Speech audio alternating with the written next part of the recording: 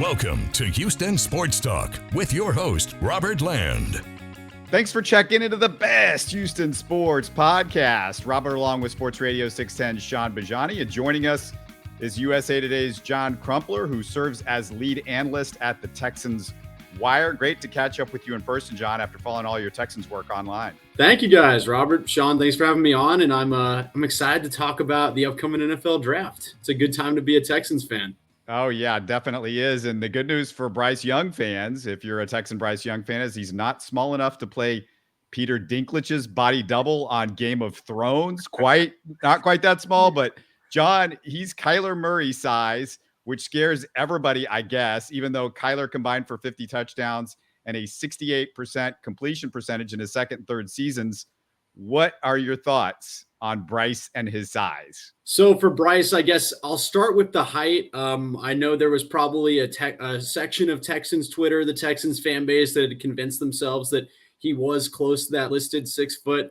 I've been hearing since early September that he could be in the 5'9" range. He'd be in the low 5'10". So for me to see him at that 5'10", 1/8 that he came in at was about exactly what I expected. And again, when we talk about Bryce Young and his size profile, it's not the height that's the scary part. It's the weight. And he did come in at 204 pounds. The first question is, does it matter? And I'm not sure that it does. I think general managers know that he's a very small prospect, but it is a big deal for Bryce that he managed to cross that threshold. And I think it's going to be an ease of mind thing when teams have to turn in that card, when they have to go to their owner and say, hey, we want to take the smallest first round quarterback prospect ever, that Bryce did cross that threshold. Now, does anyone actually expect him to play at over 200 pounds? I don't think so. A lot of speculation that his playing weight was probably closer to the 194 pounds that Alabama had him listed at. But I think that he can put it on. It's a good showing. And the matter of fact with Bryce Young is no matter what he weighed in at, unless, if something crazy happened and he'd come in at 215 and just proved everyone wrong, you're either comfortable with how small he is or you're not. And I think Bryce showed us just what we need to not be crazy concerned. But if you were scared by Bryce's size before, you probably still are. And if you liked Bryce regardless, I think you feel confident today that he came in probably just in the middle. I'm so over the height and the weight thing at the combine. Like, it just drives me crazy. Like, why did he go through freshman, sophomore, junior, senior year at Alabama, and we didn't know what the hell size he was? Like, why do we have to wait till the combine? Like, we had to wait 8 months before we saw what this guy's size was, yet we already formed our opinions on, like, hey, this guy's a pretty freaking good quarterback. He can play at this next level, but only if he's close to 6 foot, only if he's like 205, at the very least. And it's, okay, 5'10" and an eighth, 204. Cool, fine. I don't care. I just know the dude can ball out. Mm-hmm. And my biggest question with guys, that play quarterback particularly is, really a few things. One, the offense that they were running at the collegiate level, how close is that to what they're going to see and have to understand and, compartmentalize at the NFL level? And then two, can they make NFL throws? Can they make NFL decisions? And I think everything that we've seen from Bryce's tape and everything that we've heard checks all of those boxes. It's just, what about the size? I don't care. If this is the first time in the history that we're going to see a guy drafted, with these measurables, fine, cool. I'm all about making history. Can the guy ball out at quarterback at the next level? I think he can. The question is now, for whom? And I think that's a great point about talking about what offense he ran and was he able to do everything in that? Because for Bryce Young, is he short? Yes. But did that ever manifest in a way that he couldn't make every throw on the field? No. Did it with short quarterbacks? We worry about seeing over the offensive line and attacking the middle of the field. Did we see Bryce avoid that area? No, he was actually one of the most accurate guys in this class for attacking that part of the field. And is he coming from an NFL scheme? I love the quote from Deshaun Watson last week. I know we're not allowed to talk about him anymore, but he said that Cleveland's offense asks a lot less of its quarterbacks than what Bill O'Brien asked him to do previously. And he's coming from an NFL-like type scheme in Alabama, and I don't think Bill O'Brien changed everything when he went there. I think he knows how to shoulder the load, and he did it consistently for one of the best teams in the country. The tape doesn't get a lot better than what Bryce Young has done. That's such a good point. And Robert, if I can, I just kind of wanted to, say a few things on those points made by John. In regards to Bill O'Brien, there's a number of different opinions that people obviously have about him. He certainly, kind of like Deshaun, doesn't sit very well here in the city of Houston. And, it's completely understood. But the way that I look at it is, okay, Bill O'Brien, say what you will about him being a head coach and a general manager, it was terrible. But in terms of him understanding the offensive game, he's an offensive coordinator, has been an offensive coordinator for successful teams at the NFL level. And one of the best run franchises in the entire league, the New England Patriots, saw fit to have him actually come back and be the coordinator. So, I look at it that way. And then I also look at it the fact that, he coordinated the offense and coached the guy that most people are talking about as the consensus number one overall pick / best quarterback in this year's draft in Bryce Young. There's another box that's checked. So that tells me that Bryce, to the point you made about him not dumbing it down to this, collegiate offense versus Bill O'Brien's NFL scheme, I'm sure there were some changes, maybe.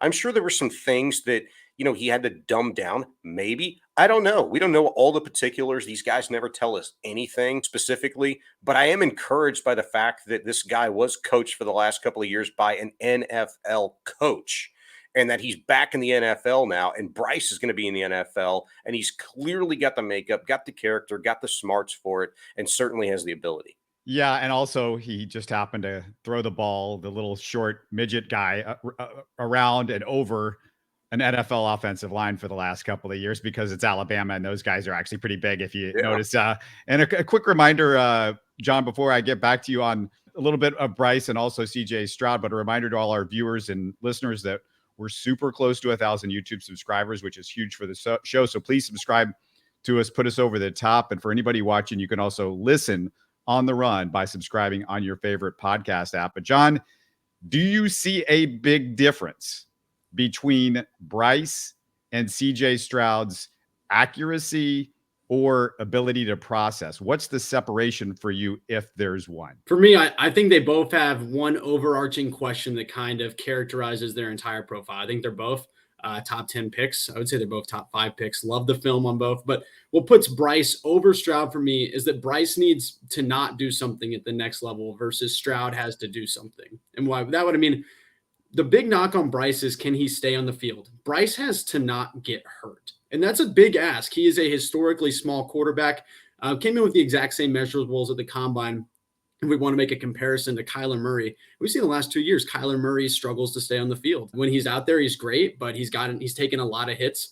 My argument with that for Bryce has been, hey, this is a guy who doesn't run to run. He runs to throw, and he feels pressure really well and is aware of his size compared to, I think, Kyler, we sometimes see a guy who says, I'm one of the best athletes on the planet. I could have been a top 10 pick in professional baseball. Watch me do this. But to take that question of can Bryce not get hurt, when we go to CJ, it's can CJ Stroud use his legs more? And is he comfortable doing that? Because we know, I think we saw in the Georgia game, when I went back and watched the Notre Dame game a second time, I'm really impressed by the athlete he is. This isn't when I think of athleticism that doesn't translate, I always think of Baker Mayfield getting chased down by Georgia defensive ends in the college football playoff. And I said, okay, he's in for a rude awakening at the next level of how fast these NFL defensive linemen are going to be and what his game has to look like to win there. That wasn't happening to CJ Stroud. CJ Stroud's a good athlete. When he hit the edge, he could outrun defensive ends, outrun linebackers, and still throw really accurately. The problem with Stroud is, does he have a natural feel for when he's supposed to do that? Or is that going to need to be coached into his reads? Can that be coached with Stroud?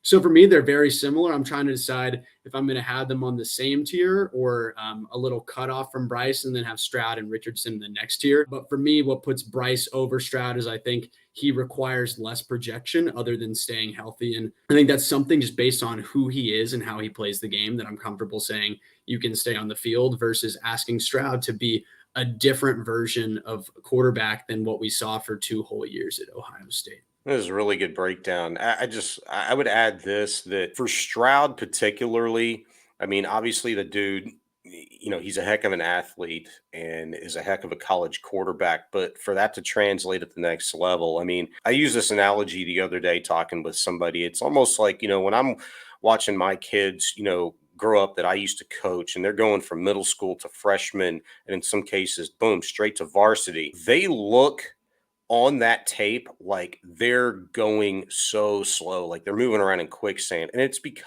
not because of their athletic ability, but because of what's happening up here. Those guys on the other side look like they're playing so much faster because they're experienced, they're NFL caliber talent, and they know where they're supposed to be, whether it be defensive linemen, linebackers, corners, safeties, doesn't matter.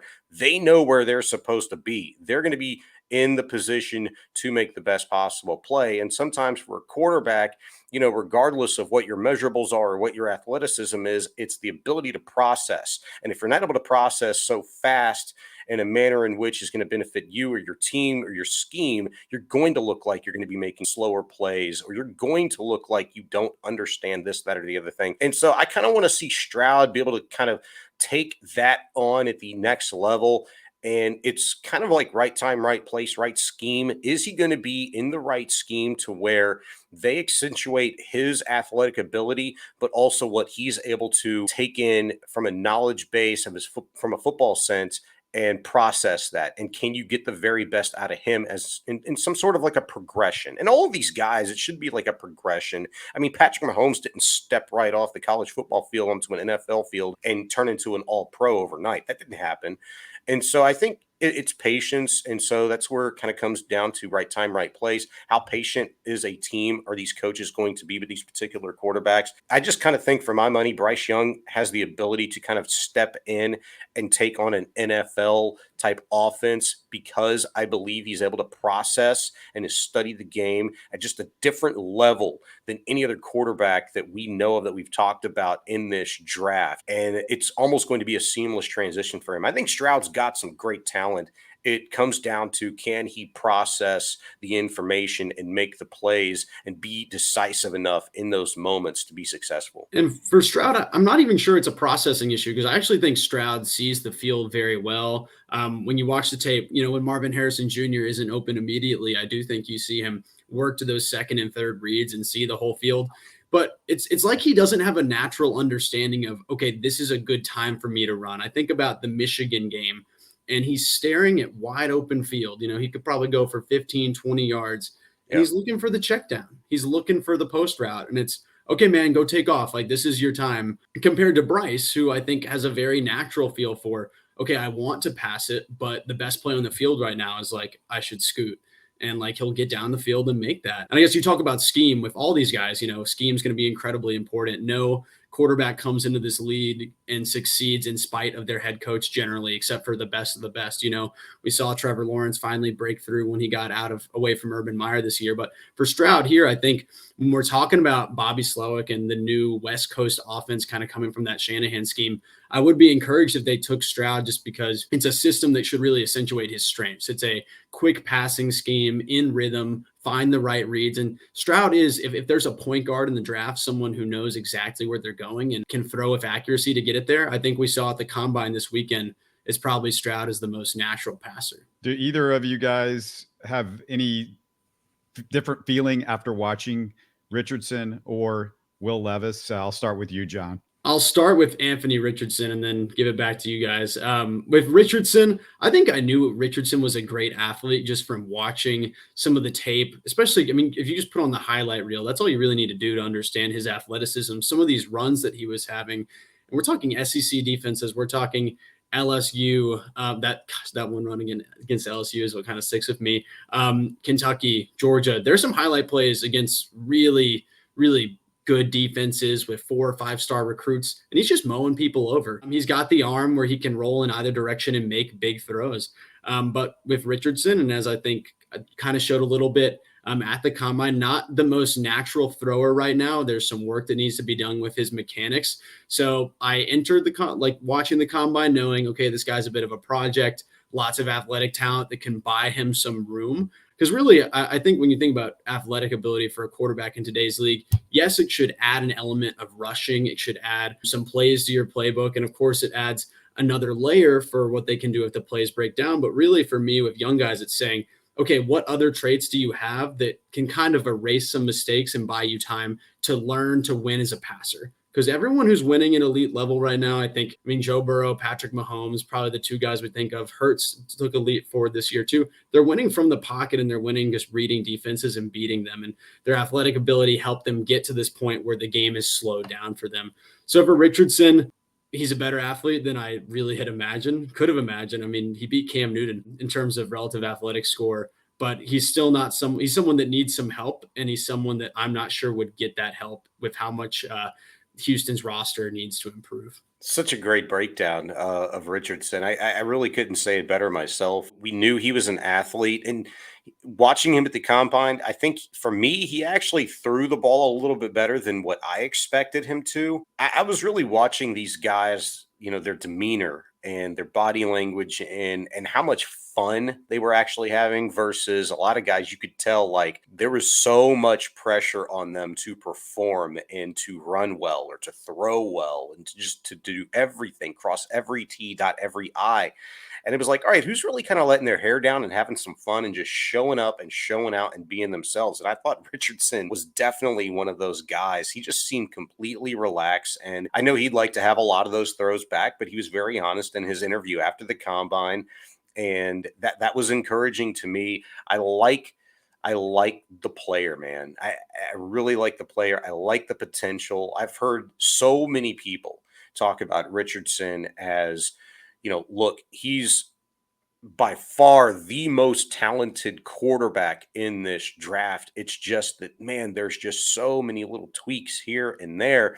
And then when it kind of comes down to what you said, John, we know his athletic ability, but does he have the ability that's going to translate to the NFL to where, he can make the necessary throws in a pocket? Can he read a defense? Do you trust him to do that? And on a Texans roster particularly, like, I kind of think wherever he goes, hopefully it's the right system, right time, right place. They don't just throw him into the fire. And I think he needs to go somewhere where they're going to take their time with him, where they're going to really coach him up and work on some of the finer things that can help him become a more well-rounded quarterback and a smarter quarterback and somebody they can be patient with.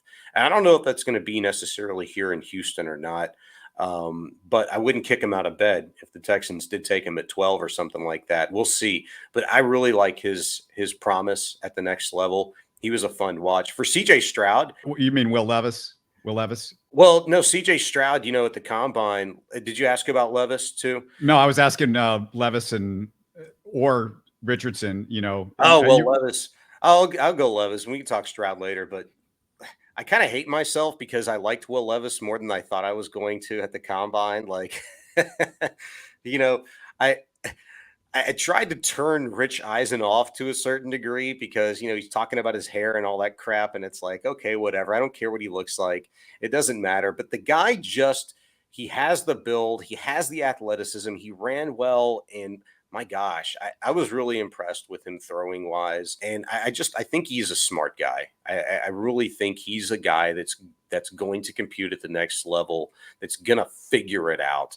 And again, hopefully he's not one of those guys where he's drafted and just thrown right into the fire and gets destroyed by a terrible scheme, a terrible coordinator, and just a bad situation all around. I think he could work, but I hesitate to say that because the combine does things to you. And the combine did something for me, for Will Levis. He's honestly a guy that I hadn't watched a ton. I know a lot of people have, and they were like, he's not a good quarterback. It was a terrible system in Kentucky. And, look at the talent that he didn't have around him this year. That's why he struggled. And I'm looking at the guy, I'm looking at the makeup, I'm looking at the player, and he kind of checks a lot of the boxes for me. But it's almost a similar conversation like we have with coaches. A coach is sometimes only as good as his players. Well, a quarterback sometimes is only as good as the talent around him that can accentuate, his skill set. And whether or not he had that at Kentucky, I don't really care. It's a developmental type of thing. And he seems like a guy that checks enough of the boxes in terms of the measurables and just smarts and the ability to throw that, hey, if you do put the talent around him, I think he can compete in an NFL offense and be successful. Well, let me ask you this, Sean, because you sound like you're excited about Anthony Richardson. You're excited about Will Levis. Hey, Davis Mills could throw the ball. He looked like a good athlete. He looked like he fit the role. There was a lot of things that you could say good about Davis Mills, but in the NFL, it's about accuracy. And if you can't do it, in college. I know it's the SEC's tough, but if you can't do it in college, and those guys just they were not accurate, and maybe Will Levis was hurt all of last year, and that had a lot to do with his accuracy, and that's the excuse that I've heard. But these two guys, I mean, you're putting a lot of faith in two guys that aren't accurate. And I just watched Davis Mills miss guys by about 10 feet on 10-yard outs with all regularity season long. Yeah. Yeah. So I guess the difference is, like, when we want to talk about Will Levis, let's talk about what he does really well. So he's a big athlete. He's strong. He's got the ideal frame for an NFL quarterback. Coming from Kentucky, he played under two coordinators, both with an NFL background. I believe Cohen, his coordinator in 2021, left to go work with Sean McVay and the Rams. So he was in a new system this past year. When you look at that 2021 tape, that huge arm it's really accurate.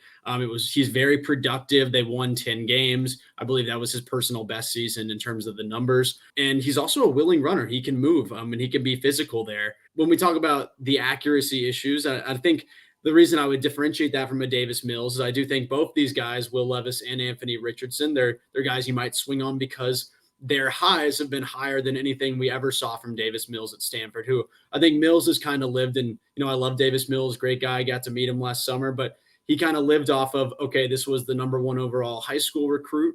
He went to Stanford. We didn't get to see a lot. He's been in the NFL. We haven't seen a lot. Let's roll the dice. Let's get to see more of it. And we kind of saw the sample in aggregate. While I think that Levis and Richardson have actually seen these peaks that you kind of hope for.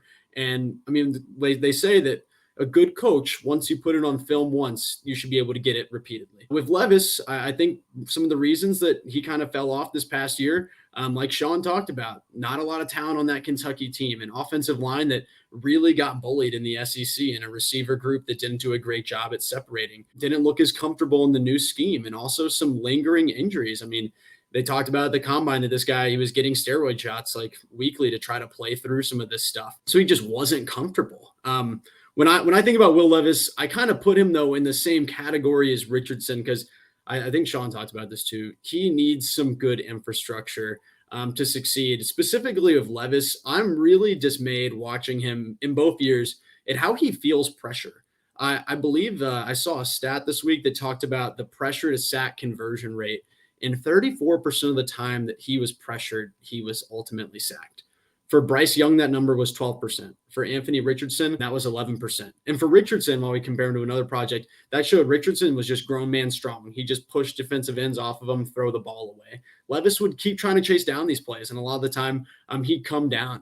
And I'm not really sure how that pressure is going to translate. So if you want to draft Will Levis, I think you need I listen to the Athletic Football Show a lot. Nate Tice, Robert Mays, they talk about the idea of easy buttons on offense. I think you would need some of those for Will Levis, where he doesn't have to think a lot and he knows where he's going with the ball. I think you would want a really strong offensive line. And Houston, similar to Richardson, I'm just not sure that's a situation where he has time to overcome some of those weaknesses before he falls into bad habits. Yeah, and I just got to say, as far as, you look at these four quarterbacks, the Texans are finished. They're going to pick second. So you're going to have a pick either at 1 or 2.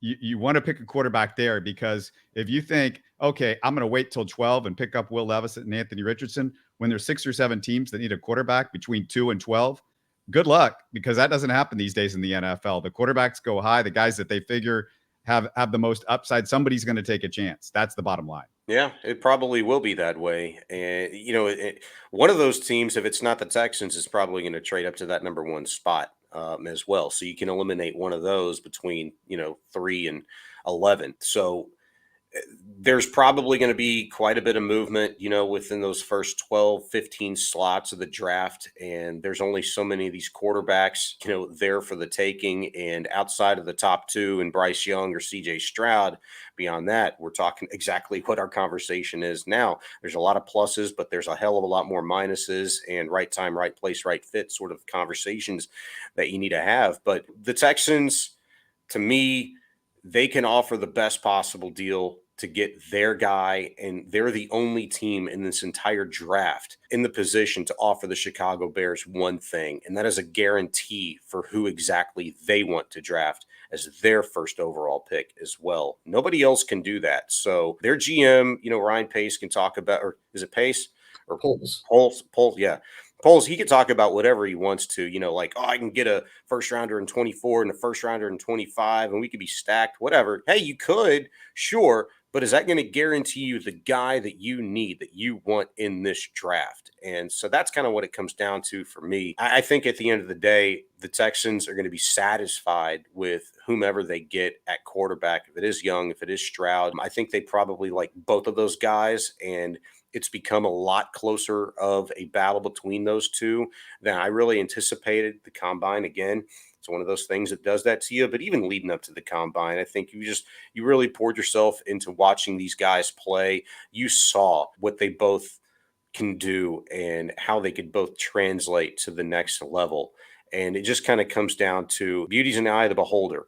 If that's the Texans, if that's the Colts, if that's XYZ other team that likes their quarterback, if it's Young or Stroud, it doesn't matter. I think the Texans are going to be satisfied with whomever they pick, though. And I've written about this a good bit. I would not be surprised if Houston did make the decision to trade up, because at this position, maybe we do have Young and Stroud very similarly on tape. That seems to be the consensus our discussion is reaching. That's kind of what I see the more I look at it.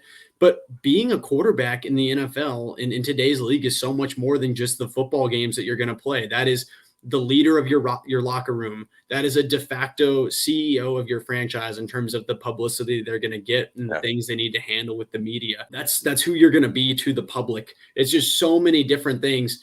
Do you like who they are in the locker room? Do you like who they are in the film room? Do you like who they are at the podium?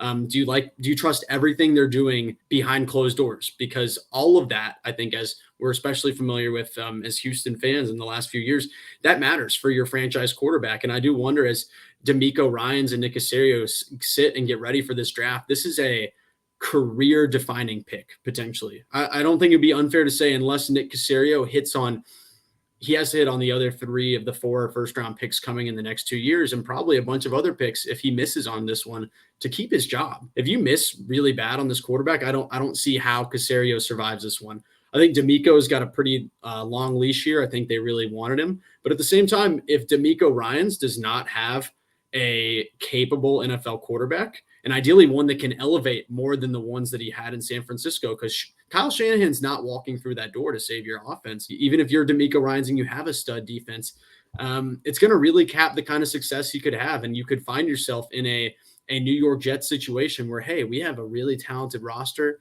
We have one of the best defenses in the NFL, and we're picking 11th overall because we can't beat teams with good quarterbacks and because we're ultimately capped. So I wouldn't be surprised to see them trade up. I do agree. I think I wouldn't be surprised if they're satisfied with both. But a decision of this magnitude and the idea that they can capture momentum, sleep a little easier at night, and they have 12 picks. You're going to get plenty of rookies on the roster, just to say, okay, let's go make sure we get the guy that we're comfortable with. One final point I make: you talked about beauty in the eye of the beholder. I think that might have benefited the Texans a lot, because I would argue Chicago could also get 3 first-round picks trading from 2 to 9 as they could from 1 to 9 as soon as it leaks who Houston wants. I think they're going to be, if it leaks that Houston wants Bryce, I promise there are teams who want Stroud. And I think it would be the same the other way around, or it could be an Anthony Richardson team. So that's something I'm definitely looking for, as it's rumored that trade's going to get done before free agency starts. Let me ask you one question, John. All the criteria that you mentioned in terms of what teams value from the quarterback position in terms of character, what they're like at the podium, what they're like in the locker room, who between the two, CJ Stroud or Bryce Young, do you feel like checks most of those boxes? I love Bryce Young, or at least Bryce Young as he's presented himself to the public. And listen, I really enjoyed, if you guys haven't heard, during the 2021 season, so his Heisman campaign, he did like one of his first NIL deals was with Colin Cowherd, and he did a podcast. It was 20 minutes every week called the Bryce Young Podcast. I went ahead and listened to all that before draft season started. And if you kind of watch videos and interviews of him, he doesn't do social media. He doesn't do a lot of anything. He just loves football. And I think it's someone who they're going to fall in love with, the way that he attacks film, the way that he's part of organizations. I mean, this is a guy who he was the favored to be the number 1 pick. And he said, I'm going to play in the bowl game against Kansas State because I want to end it on a high note with my teammates. And he got Will Anderson and Jahmyr Gibbs to do that with him as well. I think Bryce Young is going to be the kind of all-in football guy that teams want. Stroud is a great story too. This is not a knock against Stroud or anything. I think that Bryce Young is the definition of no nonsense. And I think that there's a reason that he's been able to succeed in spite of his limited physical characteristics. And part of it is that he's kind of an assassin in how he attacks the game. I couldn't agree with you more. And then I'll just add one more question. This is for both of you guys, John and Robert. Correct me if I'm wrong, but at the end of the combine, I think it was Saturday, right, when the quarterbacks finished up, Bryce Young was asked what teams he'd met with. And he rattled off a handful of teams, and he mentioned the Texans. Correct me if I'm wrong, but did he say that was an informal meeting with the Texans when he ended up describing what that interaction was like? And if it was informal, what's the differentiation? Does that matter at this point in time? We know the Texans didn't have any of their coaches, coordinators, on hand at the combine. It was just D'Amico and Nick Caserio and maybe some front office personnel. But what's the level of care? Does that matter at this point? I don't care, because if they want to talk to him, they're going to talk to him. And who cares if they talk to him at the combine? They can always pick up the phone and talk to him or get him on Zoom at any point. I mean, it doesn't matter to me. Oh, we're talking about Bryce, correct? Yeah. Bryce did meet with the team formally, to my understanding, when he got asked about it at the media session, because that's also when it came up. I believe it was Sarge asked him, "Would you be excited to play with John Mechie and Christian Harris?" And he said, "Oh, I'd love to play with those guys." And then in a different question, he said, "Good to meet with Nick Caserio." We also had the D'Amico Ryans a lot. I think there's going to be some noise naturally around Bryce and the Texans, despite the fact that he's just the number one quarterback. But I imagine they'll meet with him just because they're going to know more about him than any other team, between Caserio coming from New England and the connections that program has with Nick Saban, and then D'Amico being an Alabama alumni. I would imagine, one, they did meet with him formally, and I would imagine there are more meetings to come. Okay, so it was formally. Yeah, maybe I couldn't understand what he'd said. I was like, I thought it was informally, and then I thought he'd mentioned other teams formally, informally as well. And I was like, I don't know. What does that mean? What's the difference? Why does that matter? Why is that taking place? Why isn't everybody formal, to some degree? But yeah, you're getting too into the weeds here, John. Well, the thing is, you're right. At the end of the day, it kind of doesn't matter, because once this whole combine thing, now that it's over, it's like the Texans can bring, I believe, in upwards of 30 guys in to NRG and meet with them, take them out to dinner and schmooze them, whatever, get to know them. They can do that with anybody they want. So that's really, at the end of the day, what matters is you're going to get to know these guys one way or the other. I was just going to say, I found the tweet from my editor, Mark Lane, was there in Indianapolis, and here it was: Alabama quarterback Bryce Young says he was, quote, super happy, unquote, to be in the room with the Texans. Says he got a lot of wisdom being in the room with Nick Caserio. Yeah. Remind everybody how they can connect with you on social media, John, and find your work as well. Guys, for those that don't know me, my name is John Crumpler. I'm the lead analyst at USA Today's The Texans Wire. You can follow me on Twitter at John H. Crumpler. I throw a lot of tweets out during the week as I try to think about the things I want to write, the things I think the fans want to hear about, and I'm working my way through these prospects. You can also read my work at thetexanswire.usatoday.com. So give it a read there. My new mock draft should be out tomorrow for 3 rounds post-combine. We're going to want to do this again, John, pretty soon, I'm sure, and talk about some rest of the draft and some of the other parts to it as well. But, hey, it was a pleasure having you on the show. Thanks so much for doing this. Thank you guys for having me. This was great. Thanks, John. Enjoyed it. Good stuff, Sean. Loved it. Yeah, he's a fun guy to talk some ball with, man. And, his work. He's all over Twitter. I love his analysis of the Texans, of just NFL in general. And so it was a good conversation with them. I mean, when we have things like this to talk about, like, there brings like another level as we get closer to finality with the draft coming up.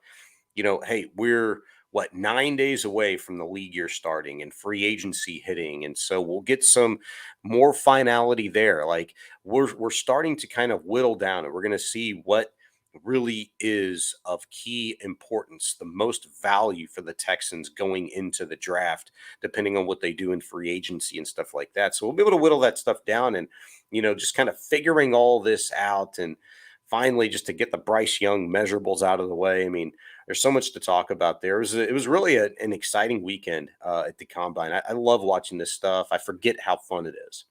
You watched a bunch of it. You said, give me one guy, just one player that really impressed you beyond the quarterbacks. Man, I spent a lot of time. I actually watched the running backs yesterday twice. because I was looking for a former kid I used to coach, Zach Evans, and then come to find out he didn't work out.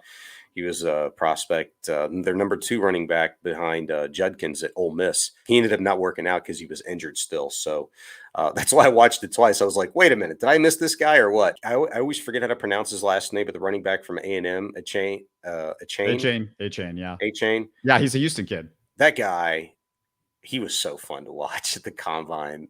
Just the athleticism. And I think he ended up posting like the fastest 40 of all the running backs this weekend. And he's a physical specimen, man. And so I was really watching him closely. I was watching Bijan Robinson, obviously, just the top backs.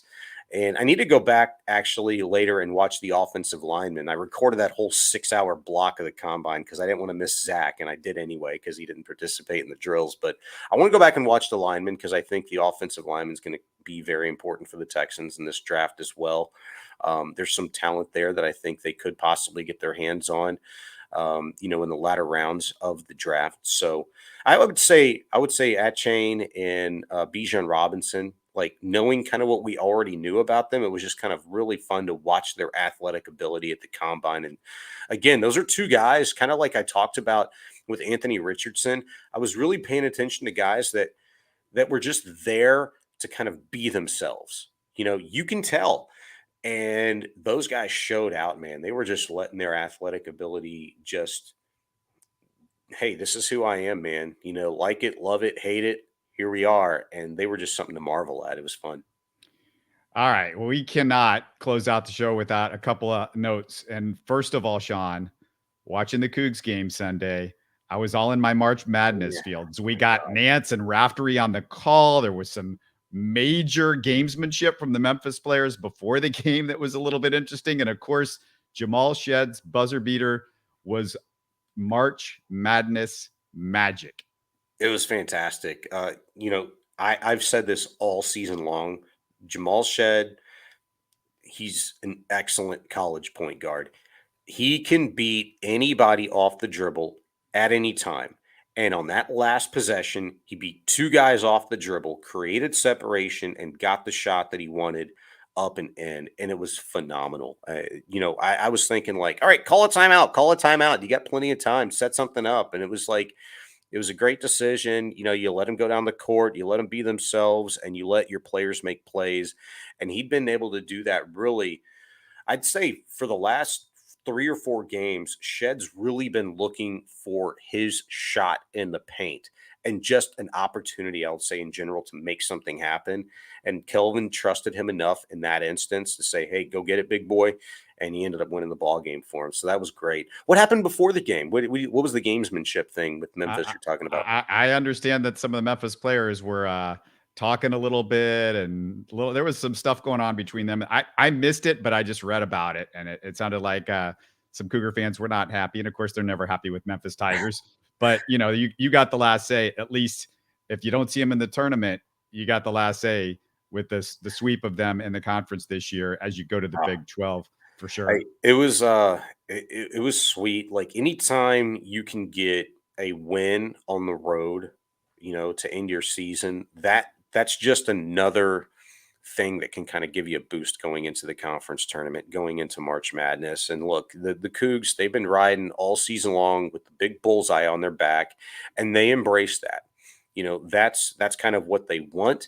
That's their chip on their shoulder because that tells them like, hey, one, we're not letting up. We've got a lot to learn. And one of the things in following this team for the last couple, 2.5, 3 months, whatever it's been for me since Texans season ended, is they really do. They learn something. And Kelvin makes a point for them to learn something every game, whether it's a win or a loss. And the losses have obviously been few and far between, just 2 this year. And that's been really important to me. And listening to guys like your veteran guys, the guys that get it, your Marcus Sasser, Jamal Shedd, Juwan Roberts, even Jarris Walker, the freshman, they're so, tuned in, dialed into what their goal is and what they want to get accomplished. And they've been talking about better ball movement, and being a better rebounding team. They just want to win their conference tournament, right? That's pretty much that's what they want to accomplish Yeah. by the end of the year. Just the conference tournament. Well, it's, one game at a time. And so that's the next big dog that lies in front of them, that they got to get to. But it's everything that they talk about, they go out and do. Like, hey, we need to be a better rebounding team. Well, they go out and just blast the boards. We need to be a better, defensive team and contest more shots. And here's Jarris Walker, blocking 3 shots, like 3 over the last 4 games, like just being an absolute beast on the boards, contesting shots, perimeter, in the paint, doesn't matter. They just get it, man. And I've said it, the last 3 years that this team's been a real concern for everybody else in the country when it becomes tournament time. This is the time they dial in, and they're dialed in right now. So it should be a great conference tournament and a hell of a month of March and into April. It only took Dusty Baker 2 weeks in spring training to raise an eyebrow about the Astros opening day lineup, or at least to raise my eyebrow, let's say. He was asked who's batting second opening day or most of the season, and he said, if Brantley is in the lineup, Brantley is number 2. I know Pena's been good, but he ain't been good as long as Brantley, unquote. Now, Sean, we're not stupid. Brantley's got the longer track record, but didn't we discover the advantage of having Pena batting second is that he helped, it helped him as a young hitter, I should say. Plus, his threat to steal helped Jordan, assuming Jordan's still batting third. And in a season where base stealing might matter more with the new rules, this whole thing with Jeremy Pena's ability to steal could be a very big deal in the second spot. Yeah, and it's honestly something I didn't even give much thought to until Dusty Baker mentioned this weekend. And I had Jeremy Pena penciled it too. And maybe I can't be the only one that did this. Like, I wanted Michael Brantley back. I saw his value, but he'd been gone for so darn long. Like, I forgot that he was back, and I was like, oh yeah, well, where's he going to hit? I don't pencil anything in when Dusty Baker is concerned as far as the lineup, because he plays games like this all the time. Yeah, he does. And I thought like we had learned our lesson, because Jeremy, it wasn't like he was just killing it in the postseason when he was batting second. He killed it in the regular season last year. The last year the lineup was way better as far as their wins were. I mean, it was ridiculous, the Astros record when Jeremy Pena was batting in the 2-hole. But I know Dusty, and I didn't count on anything because I know he loves his veterans. Kissy, kissy, kissy. Now, you got to pencil it in, but you just need a big ass eraser, for Dusty. You just never know what's going to happen. But I mean, let's let's talk about this. Like, okay, so if it's Altuve, Brantley, then you go Jordan.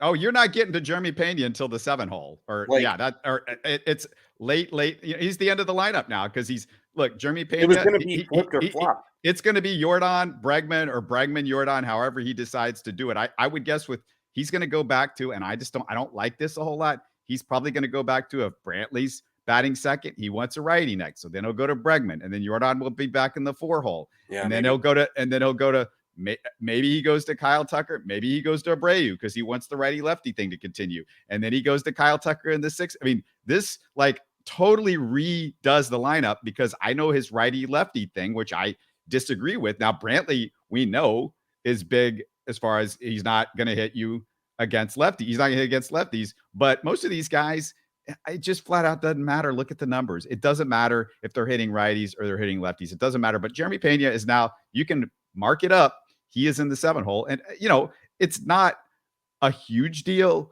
but I just think this could really help Jordan to have Jeremy Pena in the second. And not just Jeremy Pena, it can help Jordan. I mean, 2 guys. Whereas Brantley in the 2-hole, I don't know if that helps Jordan much, because if he's on first base, there's no threat. You don't have to worry about Michael Brantley getting a steal. Even with the new rules, old, injured Michael Brantley is not going to steal bases. No, you're right. I mean, the guys that you would theoretically expect to see an increase in stolen bases is, maybe Altuve, Pena, Tucker, those guys, your regulars in the lineup, with a little bit of speed. If it starts that way with Brantley at 2, fine. I just think we're going to see some tinkering, throughout the course of the regular season. I mean, Pena didn't hit 2 all season long, good chunk of it. And the numbers were phenomenal when he was there. I think the Astros during the regular season, man, over their last, 50 games, is it right? They were like 48-2 or something, like whenever he hit, in the 2-hole or something like that. It was ridiculous at one point. Yeah.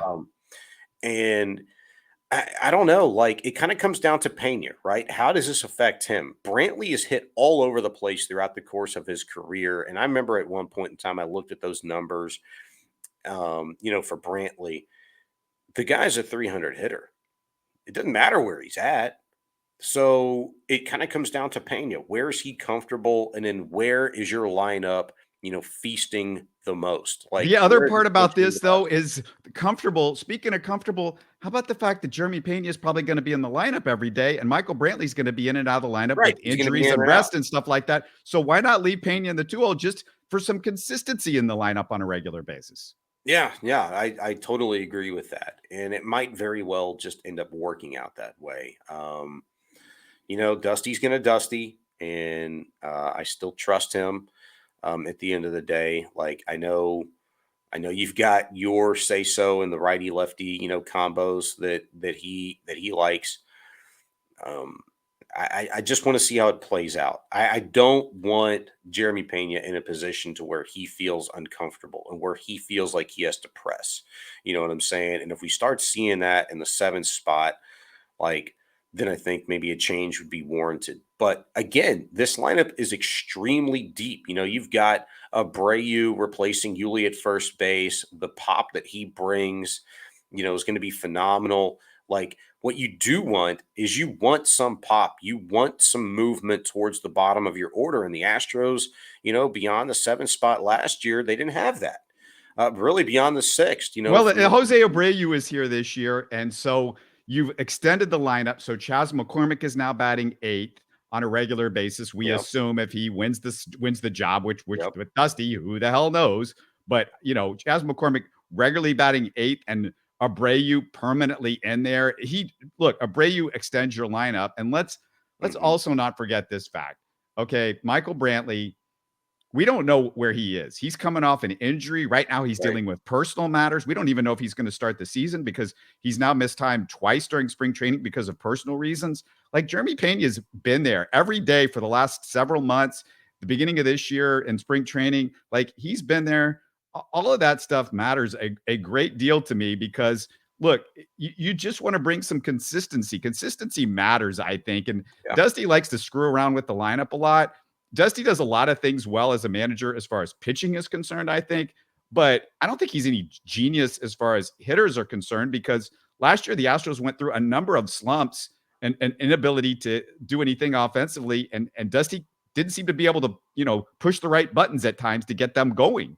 And this was a team that was an all or nothing team for a great bit of the year. People forget about that because they won the championship, but that's a fact. Yeah, Dusty's his go-to button is typically to kind of let it ride, let it play out. Like, he's not going to change too much. If a guy's struggling, if it's Bregman, Jordan Tucker, whoever, like, he ain't going to change where they're batting in the lineup. He's going to let them kind of figure it out. And, for better or worse, I mean, we saw it with Bregman. We saw it with Altuve, in the postseason. Like, he's just not going to change too much. And that's kind of like his mantra.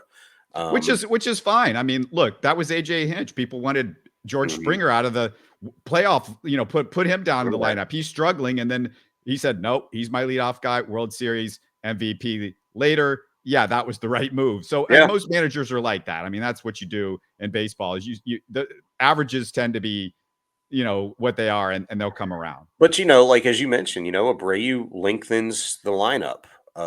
Lengthens the batting order a little bit. So Dusty maybe feels like there's a little leeway here. Maybe Pena could be comfortable in the 7th spot. I'd like to hear his opinion on that, where he's at, where his mind's at as a second-year player coming off of the season that he had, the postseason that he'd had.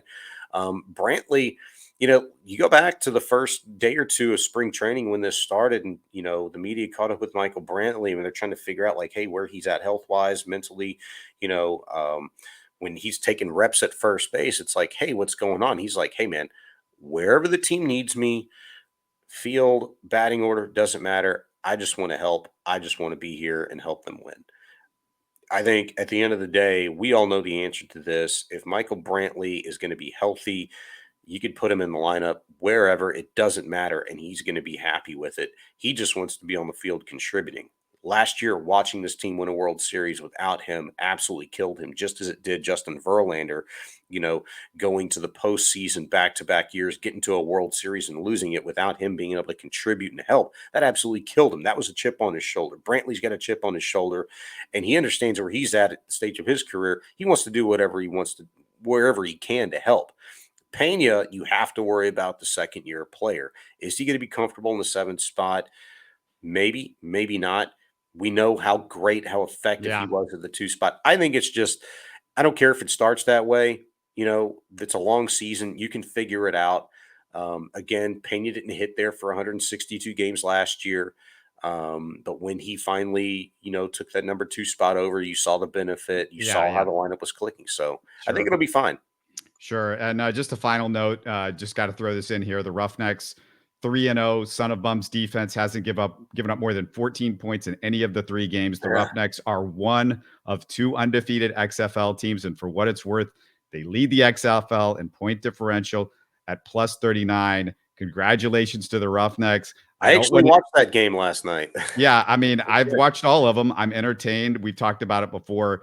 Can't say enough about the job that Wade's done. Can't say enough about how entertaining the product is. We've done it before, but just it's worth saying again and worth giving them some love before we close things out. And Sean, glad you're feeling a little bit better. You're a bit better, right?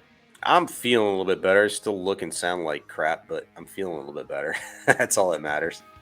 All right. Well, hopefully you are 100% because we're going to do another show on Thursday, give you 3 more days to really feel 100%, get you back in game shape and getting ready for March Madness because, man, I cannot wait. There you go, baby. And I'm going to play hurt. Doesn't matter. I'll be here. You're listening to Houston Sports Talk. Hey, don't forget to support us by subscribing and commenting on YouTube. You can always listen to us on Spotify, Apple, or your favorite podcast app. Tell your friends about us and share our show links on social media. Spread the word, everybody. Thanks for listening.